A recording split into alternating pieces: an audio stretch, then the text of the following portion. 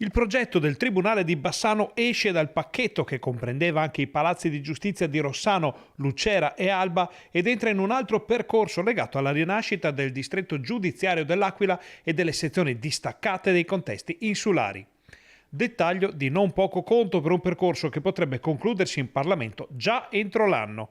A spiegare perché il Tribunale della Pedemontana sia stato inserito in questo iter è lo stesso Ministro della Giustizia. Il Tribunale di Bassano è estremamente importante, ci sono state molte laboriose discussioni su questo, però abbiamo invitato tutti a riflettere che Bassano del Grappa da solo è sufficiente vederlo dall'alto, magari con l'elicottero, come qualche volta ho fatto anch'io a suo tempo, ha una concentrazione di aziende, di industrie pari a un PIL che, se non è quello della Grecia, poco ci assomiglia. In sostanza, Nordio sottolinea come la chiusura del tribunale all'epoca sia stata una scelta strategica errata, proprio per le peculiarità del territorio che il Palazzo di Giustizia va a coprire.